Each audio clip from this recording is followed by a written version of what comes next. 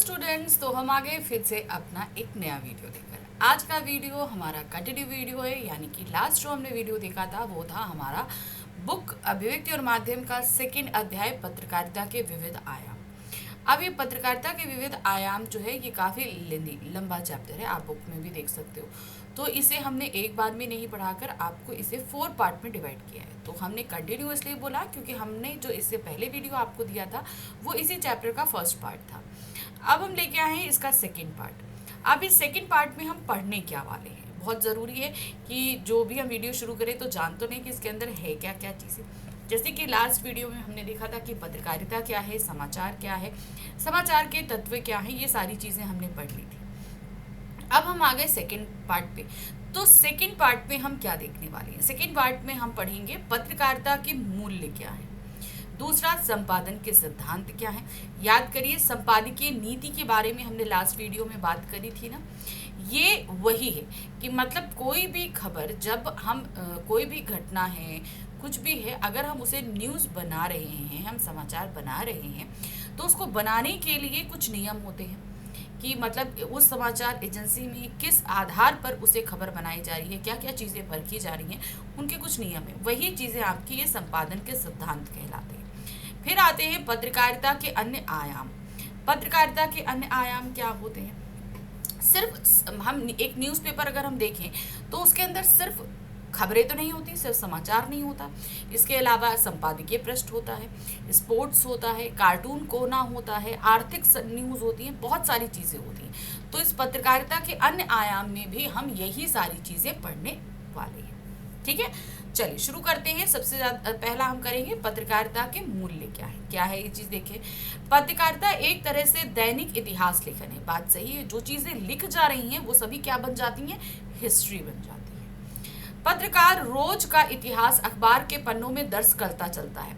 उसका काम ऊपरी तौर पर बहुत आसान लगता है, लेकिन वह इतना आसान होता नहीं। उस पर कई तरह के दबाव हो सकते हैं। अपनी पूरी स्वतंत्रता के बावजूद पत्रकारिता सामाजिक और नैतिक मूल्यों से जुड़ी होती है। देखिए, पत्रकार को पूरी तरीके से आज़ादी है कि वो खबरें लाए, करे, सब कुछ। हम लोग को लगता है कि अरे ये तो कितनी बड़ी है, वहाँ गए, जल्दी से देखा उन्होंने और माइक लेके खड़े हो गए या खबर ले ली, लिख ली और ला के दे दी, जबकि हमें ये बहुत आसान लग रहा है। लेकिन कोई भी खबर, अब इसमें देखिए मुश्किल क्या है, समाचार जो है वो क्या क्या निभाता है? वो निभाता है कि उसके द्वारा लिखी गई किसी भी खबर से किसी भी वर्ग, किसी भी व्यक्ति को आहत ना हो, किसी तरह का कोई अनैतिकता ना होने पाए किसी के साथ में। तो खबर को अगर कोई, भाई बहुत सारी खबरें ऐसी होती हैं जो बहुत सेंसिटिव होती हैं, तो उसका मेन काम क्या हो जाता है कि खबर को इस तरीके से प्रस्तुत करे कि किसी को किसी तरीके से मानसिक तौर पर नुकसान नहीं पहुंचे, हम किसी पर कटाक्ष नहीं करें। ये एक बहुत बड़ा उत्तरदायित्व एक पत्रकार के ऊपर हो जाता है। तो वही चीज़ उन्होंने बोला कि पत्रकारिता सामाजिक और नैतिक मूल्यों से जुड़ी रहती है। ये मूल्य ऐसे हैं कि अब इसको आप ऐसा समझिए कि कोई ऐसी खबर है जो एक किसी खास वर्ग के लिए है।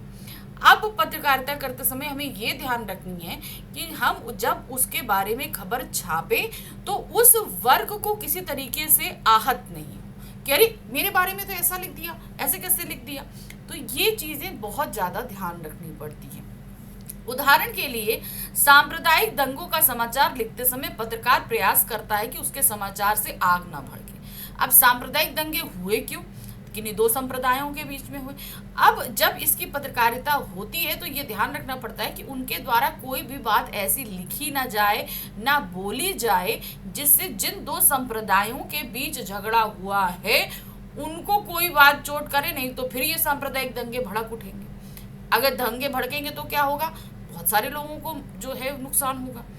पत्रकारों से अपेक्षा की जाती है कि वह पत्रकारिता की आचार संहिता का पालन करें ताकि उनके समाचारों में बेवजह और बिना ठोस सबूतों के किसी भी व्यक्तिगत प्रतिष्ठा को नुकसान ना हो और ना समाज में अराजकता और अशांति फैले। देखिए, समाचार, कोई भी घटना, कोई भी सूचना जब समाचार बनती है तो पहले उसकी सत्यता को परखा जाता है।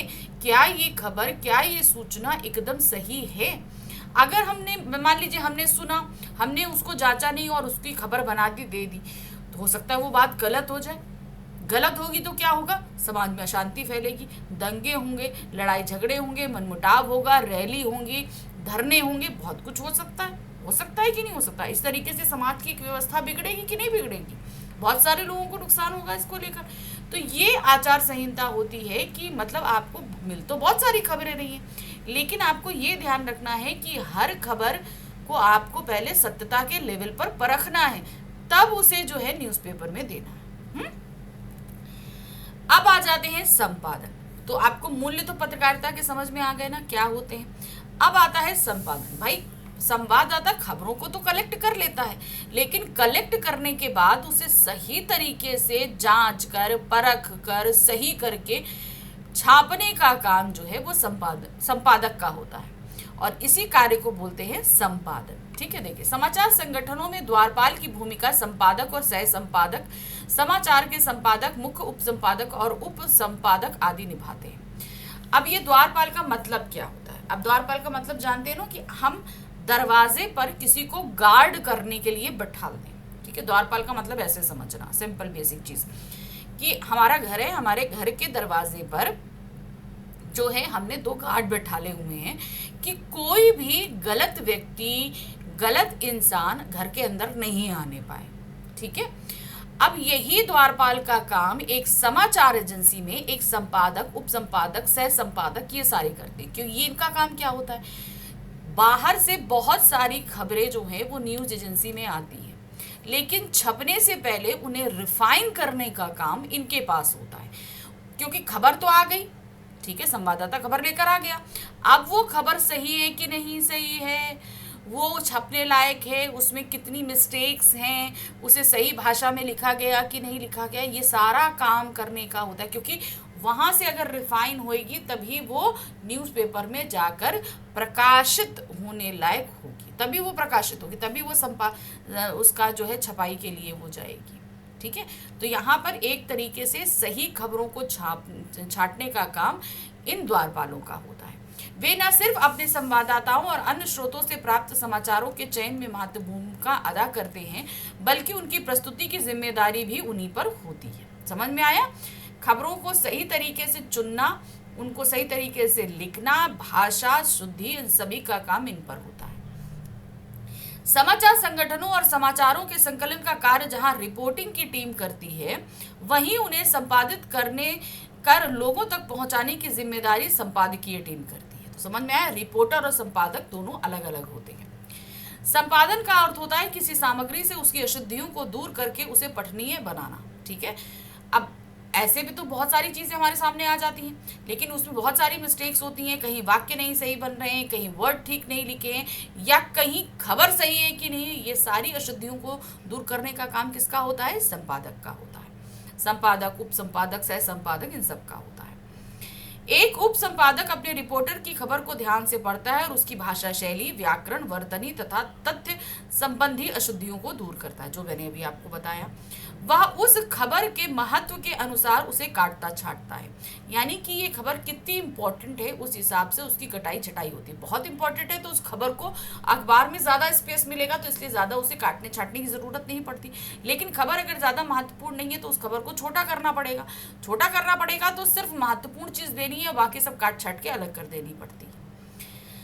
उसे कितनी और कहाँ जगह दी जाए ये तय करता है। अब ये खबर कितनी महत्वपूर्ण है, किस पृष्ठ पे छपेगी, ये काम भी इन्हीं का होता है, संपादक, उप संपादक और सह संपादक का। इसके लिए वह संपादन के कुछ सिद्धांतों का पालन करता है।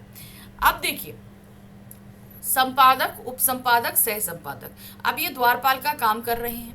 इनके द्वारपाल का काम, इनका काम क्या है? खबरों को सही तरीके से शुद्धिकरण करना। अब इन शुद्धिकरण को करने के भी अपने कुछ नियम हैं। अब वो नियम क्या है? ठीक है, सिद्धांत या नियम। याद है लास्ट वीडियो में हमने संपादन की नीतियां पढ़ी थी, ये वही नीतियां अब हम पढ़ने के लिए जा रहे हैं, जिन्हें हम संपादन के सिद्धांत कहेंगे। ठीक है, संपादन के सिद्धांत, किसी भी खबर को छपने के कुछ सिद्धांत होते हैं, कुछ नियम होते हैं। वही पत्रकारिता कुछ सिद्धांतों पर चलती है। एक पत्रकार से अपेक्षा की जाती है कि वह समाचार संकलन और लेखन के दौरान इसका पालन करे। यानी कि जब वो एक न्यूज़ एजेंसी रन कर रहा है तो ये चीज़ें ध्यान रखनी है कि उन्हें इन सिद्धांतों के आधार पर ही किसी खबर को समाचार बनाना है और छापते समय ये सारी चीज़ें परखनी है। आप कह सकते हैं कि ये पत्रकारिता का आदर्श या मूल भी है। इसका पालन करके ही एक पत्रकार और उसका समाचार संगठन अपने पाठकों का विश्वास जीत सकता है। किसी भी समाचार संगठन की सफलता उसकी विश्वसनीयता पर टिकी होती है। पत्रकारिता की साख बनाए रखने के लिए निम्नलिखित सिद्धांतों का पालन करना, यानी कि पत्रकारिता एक अलग एक लेवल होता है। समाज की जागरूकता, सूचना, ज्ञानवर्धन का काम होता है पत्रकारिता का। तो इसलिए ये एक बहुत जिम्मेदारी का काम है। तो जाहिर सी बात है इसमें अपनी एक प्रेस्टीज, अपना एक लेवल बनाए रखने के लिए उन्हें कुछ नियमों का पालन करना पड़ता है। और वो नियम क्या है? तथ्यों की शुद्धता, यानी कि एक्यूरेसी, यानी कि जो भी खबरें आपके पास आ रही हैं वो सही है या नहीं, इसे सबसे पहले पढ़िए। भाई खबरें तो बहुत सारी घटनाएं होती हैं, बहुत सारी सूचनाएं होती हैं जिसमें कुछ सच होती है, कुछ झूठ होती है। तो पहले आपको ये चीज़ें परखनी पड़ती हैं। अगर सच है तो ही आप उसे एक खबर बनाएंगे, समाचार बनाएंगे। फिर आती है वस्तुपरकता। अब वो होती है ऑब्जेक्टिविटी, यानी कि वस्तुपरकता, यानी कि जो खबर आपके पास आई है जब उसे आप छापोगे तो उसके साथ आपको बताना पड़ेगा कि भाई ये खबर सच है कि नहीं है। उसके लिए आपको कुछ सबूत देने पड़ते हैं। फिर होती है निष्पक्षता, यानी कि फेयरनेस। आप किसी के पक्ष में रहकर कार्य नहीं करेंगे, आप निष्पक्ष होकर कार्य करेंगे, ना इसके पक्ष में ना उस पे पक्ष में। संतुलन, यानी कि बैलेंस। फिर है स्रोत, यानी कि आपको ये खबर कहाँ से मिली है, सोर्सिंग, यानी कि जो आपको ये खबर, जैसे कुछ लोग होते कहा हमारे संवाददाता ढूंढ के लेकर आए, या कोई व्यक्ति ये खबर लेकर आया, या हमें मोबाइल के थ्रू मिली, कहाँ से आपको ये खबर मिली, ये स्रोत भी आपको बताना पड़ता है। ठीक है, चलिए अब इन्हीं सिद्धांतों को हम डिटेल में पढ़ते हैं। सबसे पहला सिद्धांत क्या था? तथ्यों की शुद्धता या तथ्यपरकता, जिसे एक्यूरेसी कहते हैं। एक आदर्श रूप से मीडिया और पत्रकारिता यथार्थ या वास्तविकता का प्रतिबिंब है। ठीक है, कहने का मतलब क्या है? वो हमारे सामने एक सत्य को प्रस्तुत कर रही है। इस तरह एक समाचार पत्र के रूप में यथार्थ को पेश करने की कोशिश करता है, यानी कि सच को पेश करने की कोशिश। जो चीजें एक्चुअल में वास्तविक है, एक समाचार एजेंसी उसी को हमारे सामने प्रस्तुत कर रही है। लेकिन यह अपने आप में एक जटिल प्रक्रिया है। सच ये है कि मानव यथार्थ नहीं बल्कि यथार्थ की छवियों की दुनिया में रहता है। हम सत्य में नहीं, सत्य की छाया में रहते हैं। किसी घटना के बारे में हमें जो जानकारियां प्राप्त होती हैं उसके अनुसार हम उस यथार्थ को एक छवि अपने मस्तिष्क में बना लेते हैं। यही छवि हमारे लिए वास्तविक यथार्थ का काम करती है। एक तरह से हम संचार माध्यमों द्वारा स्मृति छवियों की दुनिया में रहते हैं। अब देखिए तथ्यों की शुद्धता या तथ्यपरकता क्या होती है। अब मैं यहाँ बताती हूँ। जैसे मान लीजिए एक खबर, एक सूचना कहीं से प्राप्त हुई कि फला जगह कुछ घटना घट गई है। अब घट गई है, उन्होंने सुना और सुनकर तुरंत उसे छाप नहीं देंगे, पहले उसे वो चेक करेंगे। ठीक है, क्या करते हैं? चेक करते हैं क्या ये बात सही है। सही होने के बाद अब क्या है, अब उसे वो छापेंगे। फिर छापने के बाद क्या होती है, उन्होंने जो जो चीज़ें देखी उसको वो उन्हीं शब्दों में हमारे सामने रखते हैं। पहली बात ये ध्यान रखना, क्योंकि उन शब्दों को पढ़ के ही हम उस घटना का एक रूप बनाते हैं अपने दिमाग में और हम उसी रूप में जीते हैं। जैसे मान लीजिए कहीं पर कोई एक्सीडेंट हुआ, तो वो एक्सीडेंट कैसा हुआ कि डिवाइडर के ऊपर गाड़ी चल गई, चढ़ी और टेढ़ी हो गई, इस तरीके से उन्होंने कुछ खबर छापी। अब उन्होंने शब्दों में लिख दी। शब्दों में लिखने के बाद क्या, जब हम उन शब्दों को पढ़ेंगे तो हम वही फिगर अपने दिमाग में बनाएंगे कि गाड़ी ऐसे आ रही थी, तेज रफ्तार से डिवाइडर से टकराई और ऐसे जाके वो उल्टी हो गई हवा में उड़ के। तो हमने उन शब्दों के माध्यम से अपने दिमाग में एक छवि बनाई। तो कहने का मतलब क्या होता है, तथ्यों को जो भी हमें जानकारी मिल रही है उनको इतने सही तरीके से लिखना है ताकि पढ़ने वाला उसे एक इमेज अपने दिमाग में बना सके।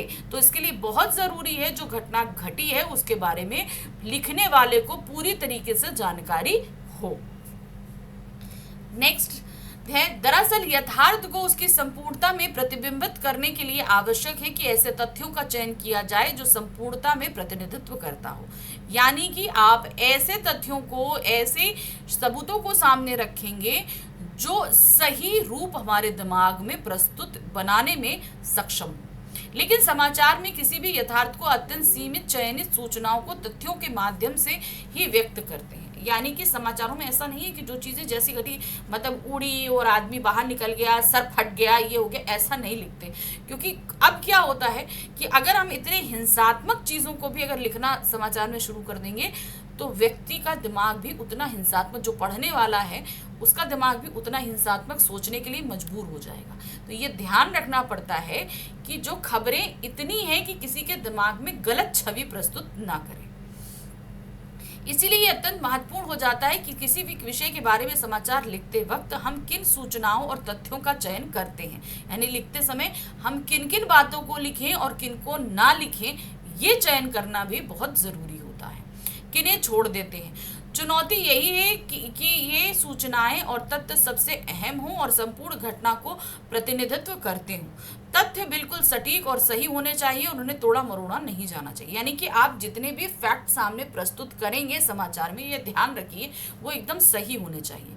लेकिन ये नहीं है कि आपको जितने भी तथ्य मिल रहे हैं वो सब रख दो, क्योंकि उसमें भी हमको ये चाहिए कि हम जब इसे समाचार में छाप रहे हैं तो ये सही है या नहीं है, इस चीज़ का भी हमें ध्यान रखना पड़ता है। क्योंकि पढ़ने वाले के दिमाग में कोई गलत छवि नहीं बननी चाहिए, उसके दिमाग पर कोई गलत असर नहीं पड़ना चाहिए। नेक्स्ट आ जाते हैं वस्तुपरकता यानी कि ऑब्जेक्टिविटी। ठीक है, यहाँ क्या है, वस्तुपरकता को भी तथ्यपरकता से आंकना आवश्यक है। वस्तुपरकता और तथ्यपरकता के बीच काफी समानता भी होती है, लेकिन दोनों के बीच के अंतर को भी समझना जरूरी है। एक जैसे होते हुए भी ये दोनों अलग विचार हैं। तथ्यपरकता का संबंध जहां अधिकाधिक तथ्यों से है, वहीं वस्तुपरकता का संबंध इस बात से है कि कोई व्यक्ति तथ्यों को कैसे देखता है। मान लीजिए हमने प्रस्तुत कर दिया, अब जैसे जब होता है ना कि एक गिलास है, अब गिलास में पानी, हमने बोला कि भाई ये सामने गिलास रखा है, ये गिलास आधा भरा है, लेकिन सामने वाला क्या बोलेगा, नहीं आधा खाली है। हम रख तो देते हैं, लेकिन सामने वाला व्यक्ति उसको किस नजरिए से देख रहा है ये बात सामने आती है, क्योंकि हर किसी की बात को देखने और सोचने का नजरिया अलग अलग होता है। किसी विषय या मुद्दे के बारे में हमारे मस्तिष्क में पहले से बनी हुई छवियां समाचार मूल्यांकन की हमारी क्षमता को प्रभावित करती है और हम इस तथ्य को उन छवियों के अनुरूप देखने का प्रयास करते हैं। मान लीजिए कोई खबर ऐसी है जो उसके बारे में हमारी अपनी एक सोच है, अपनी एक राय है। अब हमारे सामने जब वो खबर आएगी तो हम, जाहिर सी बात है, हमारी वो सोच, हमारी राय उस समाचार के बारे में वही बनी रहेगी, है ना। हम उसी नजरिए से उस खबर या सूचना को पढ़ेंगे। वस्तुपरकता की अवधारणा का संबंध हमारे सामाजिक, सांस्कृतिक, आर्थिक मूल्यों से अधिक है। हमें ये मूल्य हमारे सामाजिक माहौल से मिलते हैं। वस्तुपरकता का तकाजा यही है कि एक पत्रकार समाचार के लिए तथ्यों का संकलन, उसे प्रस्तुत करते हुए अपने आकलन को अपनी धारणाओं और विचारों से प्रभावित ना होने दे। यानी कि कहने का तात्पर्य यहाँ पर यह है कि जो भी संवाददाता होता है, खबर को लाता है, उसे अपनी राय वहां पर प्रस्तुत करने का कोई भी एक काम नहीं करना चाहिए। जो खबरें हैं उसे निष्पक्ष तौर पर सामने रखिए, उसके लिए राय बनाने का काम एक पाठक का होता है। ठीक है ना। तो ऑब्जेक्टिविटी का तात्पर्य यहाँ सीधे वस्तुपरकता का सीधे सीधे जो एक तात्पर्य ये है, जैसे उन्होंने बोला तथ्यपरकता और वस्तुपरकता एक ही चीज़ है, बहुत समानता होती है, लेकिन सिर्फ फर्क ये होता है कि हम खबरों को ला रहे हैं। तथ्य का मतलब हो गया कि आप जो सबूत लेकर आ रहे हो, जो चीज़ें आप रख रहे हो सामने, बातों में लिख रहे हो, वो आपको ये देखना है कि उससे सामने वाले पर किसी तरह का कोई गलत प्रभाव नहीं पड़ना चाहिए। वहीं वस्तुपरकता में हमें ये चीज़, अब ये फर्क क्या होता है, वस्तुपरकता में हमें ये ध्यान रखना पड़ता है कि हम जिस देश या माहौल में रह रहे हैं उन मूल्यों के, सामाजिक और सांस्कृतिक मूल्यों के अंदर ही कभी कभी बहुत सारी चीज़ें हिंसात्मक होती हैं, कभी अश्लील भी होती हैं। तो हमें ये ध्यान रखना है कि ऐसे शब्दों का इस्तेमाल करना है, ऐसी भाषा का इस्तेमाल करना है कि जो है वो ना ही ज़्यादा हिंसात्मक हो और ना ही अश्लील। नेक्स्ट आते हैं निष्पक्ष या फेयरनेस। पत्रकारिता में ये बहुत ज़रूरी है कि, क्योंकि देखिए दो संप्रदायों के बीच अगर झगड़ा हुआ तो अगर हम एक संप्रदाय की तरफ जाकर पत्रकारिता करेंगे तो ये दूसरे संप्रदाय के लिए सही नहीं होगा। तो पत्रकारिता हमेशा घटना जैसे घटी है आपको वैसे बताना है, निष्पक्ष होकर, किसी के पक्ष में जाकर आपको किसी भी तरह की कोई खबर प्रकाशित या प्रसारित नहीं करनी है। एक पत्रकार के लिए निष्पक्ष होना बहुत जरूरी है। उसकी निष्पक्षता से ही उसके समाचार संगठन की साख बनती है। अगर वो किसी एक पक्ष में होकर समाचार लेखन करेगा तो उसकी एक अच्छी छवि समाज के सामने प्रस्तुत नहीं होगी। यह साख तभी बनती है जब समाचार संगठन बिना किसी का पक्ष लिए सच्चाई सामने लाते हैं। पत्रकारिता लोकतंत्र का चौथा स्तंभ है। इसकी राष्ट्रीय और सामाजिक जीवन में अहम भूमिका है, लेकिन निष्पक्षता का अर्थ तटस्थता नहीं होता। यानी कि हम ये नहीं है कि हमारी जो सोच है हम उसी पर टिके हैं, ऐसा नहीं। तटस्थता अलग होती है कि हम अपनी जगह पर हिले नहीं। निष्पक्षता का तात्पर्य यहाँ होता है कि हम किन्हीं दोनों पक्षों में नहीं, हम दोनों पक्षों की बातें समान रूप से सामने रखेंगे। और तटस्थ का मतलब होता है कि हम अपनी विचारधारा पर अड़े हैं। समझ में आया? हम किसी भी पक्ष में नहीं है, निष्पक्ष होते हुए भी हम तटस्थ हैं, यानी कि हम जो सोच रहे हैं वही सही है। अगर हम जो सोचते हैं हम उसी हिसाब से करेंगे तो गलत हो जाएगा, उसको तटस्थता कहेंगे। निष्पक्ष का मतलब है कि जो घटना जैसे घटी है हम बिना किसी के फेवर में जाए उसको वैसे ही लिखें। इसीलिए पत्रकारिता सही और गलत, न्याय अन्याय जैसे मसलों के बीच तटस्थ नहीं हो सकती है। वह निष्पक्ष होते हुए भी सही और न्याय के साथ होती है। कहने का तात्पर्य क्या है? मान लीजिए दो घटनाएं घटी, एक घटना घटी, अब वो ये निष्पक्ष होकर सारी बातें बता तो देगा, लेकिन फिर वो ये भी बताएगा क्या सही है क्या गलत है। वो तटस्थ नहीं रहेगा। क्या सही है क्या गलत है ये बताता है, न्याय क्या है अन्याय क्या है ये भी बताता है। जब हम समाचारों में निष्पक्षता की बात करते हैं तो इसमें न्याय संगत होने का तथ्य अधिक महत्व लगता है। ये ध्यान रखना है कि आपको न्याय का साथ देना है, सही का साथ देना है, गलत का नहीं देना। आप निष्पक्ष होकर काम तो कर रहे हो, लेकिन ऐसा ना हो कि निष्पक्षता के चक्कर में आप कहीं गलत को प्रमोट कर दो। आज मीडिया एक बहुत बड़ी ताकत है। एक ही झटके में वह किसी की इज्जत का बट्टा लगाने की ताकत रखती है। बात सही है, किसी की भी इज्जत नीचे कर सकती है। इसीलिए किसी के बारे में समाचार लिखते वक्त इस बात का विशेष ध्यान रखना चाहिए कि किसी को अनजाने में ही बिना सुनवाई के फांसी पर तो नहीं लटकाया जा रहा। कहने का तात्पर्य है कि ये ध्यान आपको रखना होगा कि आप जिसके बारे में भी खबर छापने जा रहे हैं उसकी बात को भी आपको सामने रखना है। ठीक है, यानी कि आपने तो सारी छाप दी लेकिन उसकी बात तो आप सुन ही नहीं रहे हो और बिना वजह आपने उसकी इज्जत की धज्जियां उड़ा दी। नेक्स्ट है संतुलन या बैलेंस। निष्पक्षता की अगली कड़ी संतुलन है। आमतौर पर मीडिया पर आरोप लगाया जाता है कि समाचार कवरेज संतुलित नहीं, यानी वह किसी एक पक्ष की ओर झुका हुआ है। ठीक है ना, मतलब एक होता है निष्पक्षता, यानी कि हम सिर्फ इसी के पक्ष में जाकर करेंगे। एक होता है कि हम कर तो रहे हैं मगर एक का परला ज्यादा भारी है, हम उस दूसरे के बारे में भी बता रहे हैं लेकिन एक के बारे में ज्यादा बता रहे हैं, एक के बारे में कम बता रहे हैं। और पक्ष विपक्ष का मतलब क्या हो जाता है कि हम एक के बारे में तो बताएं दूसरे के बारे में बताएं, यानी वह किसी एक पक्ष की ओर झुका है। आमतौर पर समाचार में संतुलन की आवश्यकता वही पड़ती है जहां किसी घटना में अनेक पक्ष शामिल हो और उनका आपस में किसी न किसी रूप में टकराव हो।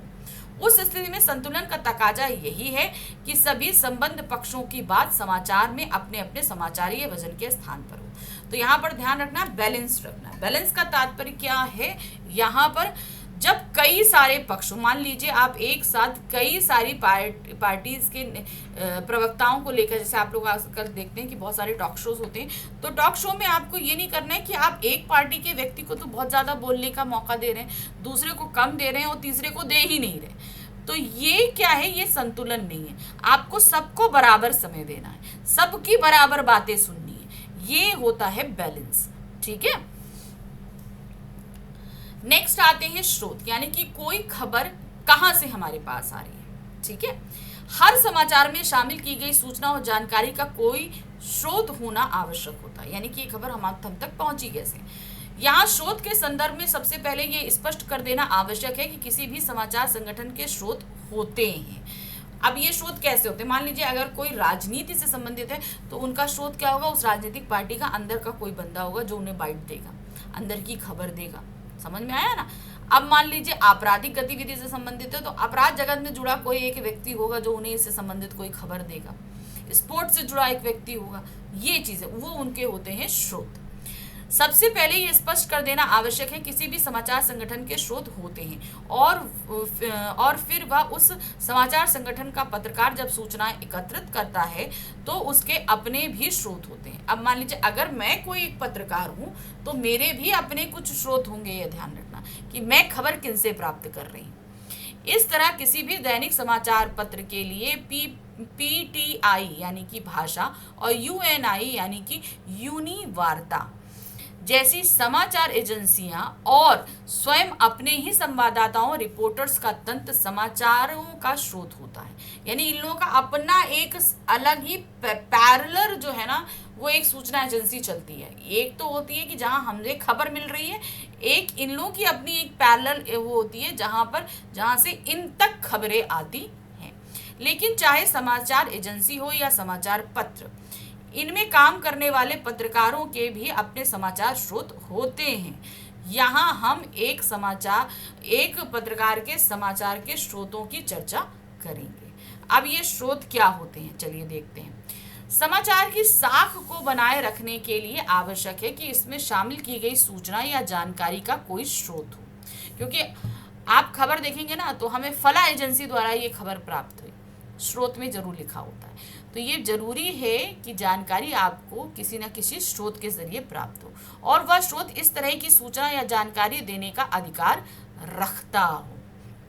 कभी कभी क्या होता है ना, आप देखते हैं ना कि न्यूज़ बुलेटिन प्रसारित किए जाते हैं तो वो होते हैं सोचा मान ली किसी कोई बहुत मशहूर व्यक्ति जो है वो हॉस्पिटल में एडमिट हो गया या उसका एक्सीडेंट हो गया या कुछ भी है, तो उस हॉस्पिटल के ज़रिए जो है वो न्यूज़ क्या कहते हैं हेल्थ बुलेटिन इशू किया जाता है। तो वो होता है समाचार एजेंसियों के लिए स्रोत। समझ में आया? फिर आते हैं, कुछ जानकारियां बहुत सामान्य होती हैं जिनके स्रोतों का उल्लेख करना आवश्यक नहीं है, लेकिन जैसे ही कोई सूचना सामान्य होने के दायरे से बाहर निकलकर विशिष्ट हो जाती है, यानी कि कोई खबर बहुत बड़ी हो जाती। छोटी मोटी खबरों के लिए आपको स्रोत देने की जरूरत नहीं पड़ती, लेकिन जो बड़ी बहुत महत्वपूर्ण खबरें होती हैं उनके लिए आपको स्रोत देना जरूरी हो जाता है।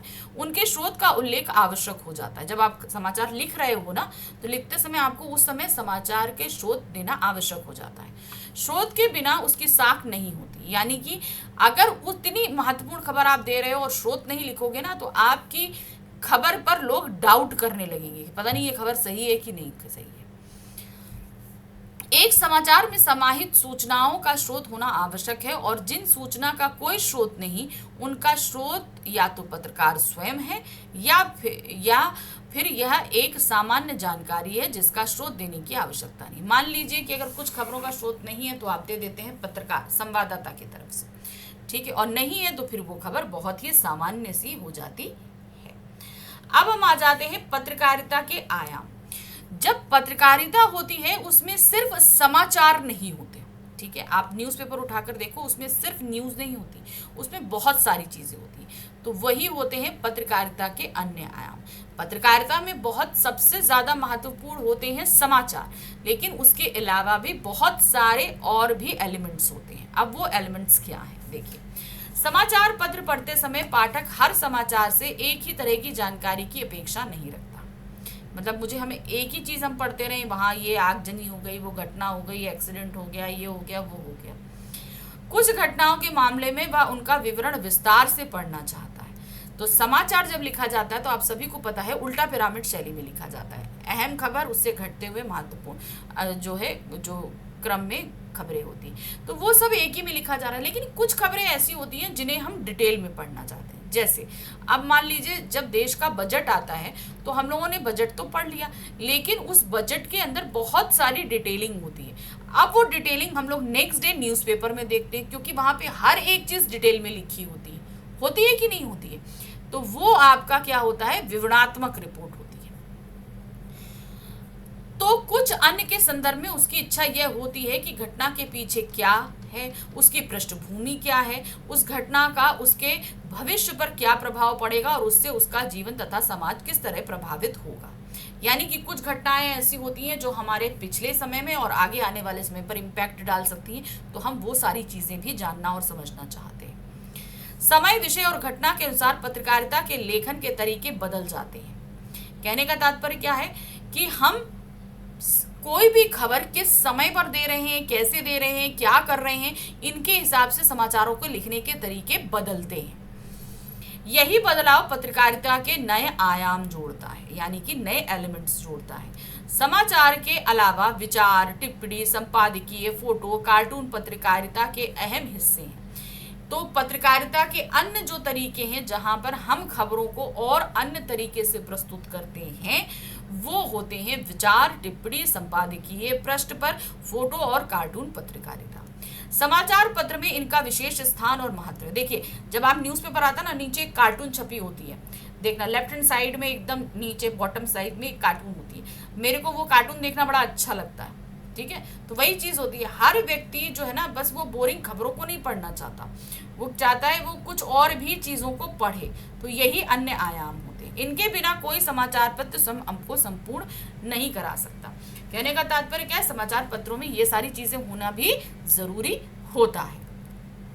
संपादकीय पृष्ठ को समाचार पत्र का सबसे महत्वपूर्ण पृष्ठ माना जाता है। संपादकीय पृष्ठ आप आ जाइए मिडिल में, न्यूज़पेपर के मिडिल में, जहां पर संपादक के नाम, पृष्ठ, लेख, विचारात्मक टिप्पणियां, ये सब कुछ छपती हैं। इस पृष्ठ पर अखबार विभिन्न घटनाओं, समाचारों पर अपनी राय रखता है। अब मैंने बोला ना संपादकीय छपता है, संपादकीय क्या होता है, अभी संपादकीय के बारे में हम आपको आगे भी पढ़ाएंगे। तो ये संपादकीय पृष्ठ पे एक लेख आता है जिसे संपादकीय कहते हैं। ये संपादकीय न्यूज़पेपर में काम कर रहे संपादक और सह संपादक के लिखे गए लेख होते हैं, जिसे हम समाचार पत्र की आवाज भी कहते हैं। उनकी अपनी राय इस पृष्ठ पर एक लेख के माध्यम से प्रस्तुत की जाती है, इसे संपादकीय कहा जाता है। इसके अतिरिक्त विभिन्न विषयों के विशेषज्ञ महत्वपूर्ण मुद्दों पर अपने विचार लेख के रूप में प्रस्तुत करते हैं। इसमें बहुत सारे स्तंभ छपते हैं। स्तंभ मतलब अलग अलग लेखकों द्वारा उनके विचार प्रस्तुत किए जाते हैं। ये आलेख हो सकते हैं, फीचर हो सकते हैं, रिपोर्ट्स हो सकते हैं, विचारात्मक लेख हो सकते हैं, विवरणात्मक लेख हो सकते हैं, कुछ भी हो सकता है। मगर वो एक कॉलम होता है जो पर्टिकुलर लेखक के लिए रिजर्व होता है कि ये लेखक या साहित्यकार डेली इसके लिए, इस कॉलम के लिए कुछ ना कुछ लिखकर हमको देंगे। आमतौर पर संपादक के नाम पत्र भी इसी पृष्ठ पर प्रकाशित होते हैं। हम सब जो पाठक होते हैं, हम लोग जो पढ़ने वाले न्यूज़पेपर जो हम लोग पढ़ते हैं, हम लोग कुछ ऐसी चीज़ें होते हैं जो संपादक के नाम पत्र भी लिखते हैं, तो उसी पृष्ठ पे संपादक के नाम पृष्ठ को भी प्रकाशित किया जाता है। वह घटनाओं पर आम लोगों की टिप्पणी होती है। समाचार पत्र उसे महत्वपूर्ण मानते हैं। तो समाचार पत्र में संपादकीय पृष्ठ जो है वो बहुत महत्वपूर्ण पृष्ठ माना जाता है। फोटो पत्रकारिता ने छपाई की टेक्नोलॉजी विकसित होने के साथ ही समाचार पत्रों में अहम स्थान बना लिया, यानी कि समाचार पत्रों में अब फोटो भी बहुत हद तक छपने लगी है, जिसने समाचारों को बहुत ज़्यादा इंटरेस्टिंग बना दिया है। कहा जाता है कि जो बात 1000 शब्दों में लिखकर नहीं कही जा सकती, वह एक तस्वीर कह देती है। फोटो टिप्पणियों पर असर व्यापक और सीधा होता है। फोटो टिप्पणियां यानी कि हम फोटो गैलरी, मतलब बहुत सारी पिक्चर्स को लिख दें और उसके नीचे सिर्फ एक लाइन लिख दें, तो यहाँ पर भी वो कम शब्दों में बहुत सारी बातें बयां हो जाती हैं फोटो के माध्यम से। टेलीविजन की बढ़ती लोकप्रियता के बाद समाचार पत्रों और पत्रिकाओं में तस्वीरों के प्रकाशन पर जोर और बढ़ा है। अब जैसे जैसे टीवी का चलन बढ़ा है, वैसे ही समाचारों पत्रों में भी अब देखिए पिक्चर्स, फोटो बहुत ज़्यादा छपने लगी। पहले जो है ना, ये पिक्चर्स इतनी छपती नहीं थी, क्योंकि हम लोग को अब हर एक चीज़ का विजुअल टीवी पे मिल जाता है। तो जब हम समाचार पढ़ने बैठते हैं और सिर्फ उसमें लिखा होता है, तो हमारे लिए थोड़ा बोरिंग हो जाता है। तो लोगों में वो रुचि नहीं रह जाती समाचार पत्रों को पढ़ने के लिए। तो उस रुचि को बनाए रखने और बढ़ाने के लिए ये ज़रूरी हो गया कि समाचार एजेंसियां भी समाचार पत्रों में फोटो को छापे। कार्टून कोलान लगभग हर समाचार पत्र में होता है, जैसा मैंने भी आपको बताया, और उसके माध्यम से की गई सटीक टिप्पणियां पाठक को छूती हैं। मतलब हंसी हंसी में ऐसी बातें कह दी जाती हैं जो चुभती हुई होती है, लेकिन हंसी हंसी में, और ये बहुत ही ज़्यादा टची भी होती है, क्योंकि बहुत ही गंभीर बातों को हंसते हुए कह दिया जाता है उस कार्टून कोने के जरिए। एक तरह से कार्टून पहले पन्ने पर प्रकाशित होने वाला हस्ताक्षरित संपादकीय है, यानी कि हस्ताक्षर के द्वारा किया गया संपादन है कि ये तो भाई अखबार अपने ही मन से छापता है, तो वो अपनी एक छाप छोड़ता है इसके जरिए। इनकी चुटीली टिप्पणियां कई बार कड़े और धारदार संपादकीय से भी अधिक प्रभावी होती हैं। उनमें बात जो कही जाती है वो वाकई प्रभावपूर्ण होती है। रेखांकन और कार्टोग्राफ समाचारों को न केवल रोचक बनाते हैं, बल्कि उन पर टिप्पणी भी करते हैं। अब रेखांकन और कार्टोग्राफ क्या होता है, बहुत सारे आप जो है ग्राफ्स देखेंगे, कभी कभी आप जो है किसी घटना का एक सीक्वेंस में जो है पिक्चर्स बनी हुई देखेंगे, तो इन्हीं को हम बोलते हैं रेखांकन या कार्टोग्राफ। और ये खबरों को बहुत ज़्यादा इंटरेस्टिंग बना देते हैं। जैसे मान लीजिए आप कई बार देखते हैं कोई रेल दुर्घटना हुई, ध्यान दीजिएगा, रेल दुर्घटना हुई तो ट्रेन ऐसे आ रही थी, एक पिक्चर में दिखा रहा है एक ट्रेन ऐसे आ रही है, एक ट्रेन ऐसे आ रही, दूसरी पिक्चर में दिखाएगा दोनों ट्रेन आपस में टकरा गई, तो वो टकराने की इमेज होगी। तीसरी पिक्चर में दिखाएगा एक ट्रेन इधर पलट गई, दूसरी ट्रेन इधर पलट गई, तो वो होते हैं आपके कार्टोग्राफ्स। अब यहीं पे आ जाइए, क्रिकेट के स्कोर आप देखते होंगे एक ग्राफ में दिखाते हैं, सेंसेक्स आपको ग्राफ में दिखाते हैं। क्रिकेट के स्कोर से लेकर सेंसेक्स के आंकड़ों तक ग्राफ से पूरी तरह एक नजर में सामने आ जाते हैं। कार्टोग्राफी का उपयोग समाचार पत्रों के अलावा टेलीविजन में भी होता है। टेलीविजन में भी आप देखते हैं कि कार्टोग्राफ होता है। आप देखते हैं जो है एनिमेट करके आपको कभी कभी दिखाया जाता है कि एक ट्रेन ऐसे आ रही है, धीरे धीरे ऐसे आ रही है, टकराई और फिर पलट गई, इस तरीके से भी उनको दिखाया जाता है। तो ये इसका चलन जो है सिर्फ न्यूज़ में नहीं है, ये टीवी में भी अब धीरे धीरे बढ़ गया है। तो आज के वीडियो में हमने देख लिया पत्रकारिता के आयाम, पत्रकारिता के सिद्धांत, बहुत कुछ जाना और समझा हमने। तो अभी तो हमारे सिर्फ 2 ही पार्ट हुए हैं। अब अगली बार मैं आपके लिए लेकर आऊँगी इसी चैप्टर का 3rd पार्ट, तो उसमें भी हम बहुत सारी चीज़ें जानने और समझने वाले हैं। ध्यान रखिए, ये कुछ चैप्टर बहुत ज़रूरी हैं और बेसिक हैं जो आपके क्लास 12 तक भी पूछे जाएंगे, तो इनको आप बहुत ज़रूर ध्यान से पढ़िएगा, ठीक है। और साथ ही साथ आपको एक काम और करना है, वो है हमारे चैनल को, ये जो कि आपका और हमारा दोनों का ही है, इसे ज़्यादा से ज़्यादा लाइक, सब्सक्राइब और शेयर करना है, ताकि और भी बच्चे इससे जुड़ सकें और उन्हें भी फ़ायदा हो सके, ठीक है ना। तो चलिए मिलते हैं हम इसी चैप्टर के 3rd पार्ट के साथ अगली वीडियो में। Thank you for watching, bye.